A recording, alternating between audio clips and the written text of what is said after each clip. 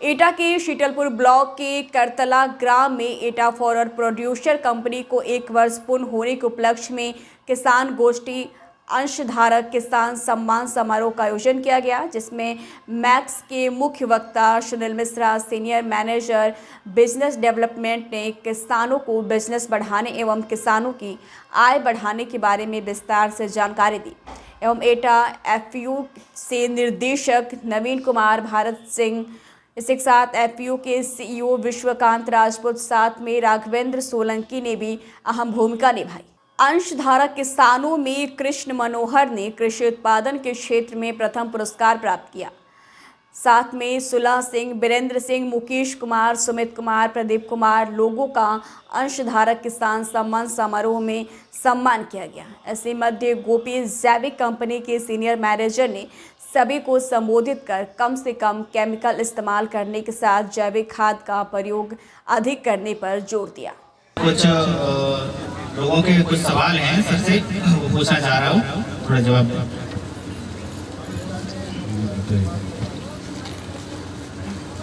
सबसे पहला सवाल हमारा सर से है कि एफपीओ का गठन किस प्रकार होता है, इसका थोड़ा प्रोसेस बताएं। देखिए, एफपीओ यदि आपको बनानी है तो आरओसी कानपुर में है, वहाँ जाके आप गूगल में जाके एफपीओ का जवाब देखेंगे, पूरा विवरण मिल जाएगा। पूरी आप कंपनी उसको बना लीजिए और उसके बाद आप आरओसी में, रजिस्ट्रार ऑफ कंपनी में अपनी कंपनी रजिस्टर करा सकते हैं और अपने शेयर होल्डर बनाना चाहिए। कम से कम 100 शेयर होल्डर होने चाहिए। उसको आप धीरे धीरे करके आप बनाइए। उसका जो भी आप अंश रखेंगे वो सभी को सामूहिक रूप से देना होगा और आरओसी में रजिस्टर्ड हो जाती है। उसका साल में अपना विवरण और वो सब बैलेंस शीट वगैरह दाखिल करनी होती है, समय समय पे मीटिंग करानी होती है। यही तो किसान भाइयों के लिए अंशदान का क्या उद्देश्य है? अंशदान का ये है कि एफपीओ का जो भी साल का प्रॉफिट होता है वो सभी किसानों को बढ़ता है। एक डिसाइड हो जाता है कि ये इतना इतना मान लीजिए है कि इतना कमाया है, तो हर किसान को प्रॉफिट हुआ, तो मतलब अच्छा यदि प्रॉफिट हुआ तो 5-5 हज़ार रुपया हर को मिल सकता है, 2-2 हज़ार, ज़्यादा और हुआ तो उतना ही और ज़्यादा। तो जितना किसानों का सहयोग होगा उतना ही ज़्यादा उसका वो लाभ उठा सकता है। एक सवाल और था सर से हमारा, तो मूंगफली और ये आलू का बीज आप किस प्रकार और किस रेट में प्रोवाइड कराएंगे? देखिए, अभी मूंगफली और आलू का हम बीज प्रोवाइड नहीं कराते हैं, एक्सचेंज बीज नहीं प्रोवाइड कराता है और ना ही अभी एक्सचेंज में मूंगफली और उसका काम हो रहा है। हाँ, यदि आगे जैसे जैसे हमको मंजूरी मिल जाएगी तो जो बड़ी बड़ी कंपनियां होती, कॉर्पोरेट्स होती, उनको हम आपके बीच में ला सकते हैं। उनके माध्यम से आपको बीज और ये सब चीजें उपलब्ध हो सकती हैं। तो अभी आपने बताया था कि सरसों का तेल और ये आप खरीदेंगे, इससे किसानों को नहीं, हमने सरसों का तेल नहीं बोला था, मेंथा ऑयल को बोला था।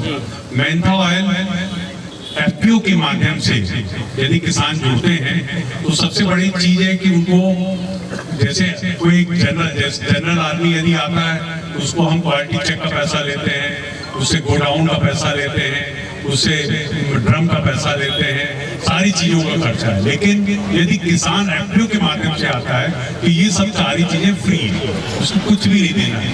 यदि उसका माल गोडाउन में रखा फ्री है, उसका हम क्वालिटी चेक करते हैं फ्री है, उसका ड्रम जो आएगा फ्री है, उसकी जो केवल भाड़ा जो है हमारे सेंटर तक ले जाएंगे, जो भी भाड़ा लगेगा उसका आधा 50% उनको रिफंड हो जाएगा।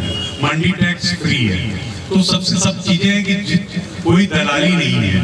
तो आप ये है कि जितना भी प्रोडक्ट बेचेंगे पूरा पैसा उनको एफपीओ के माध्यम से मिलेगा।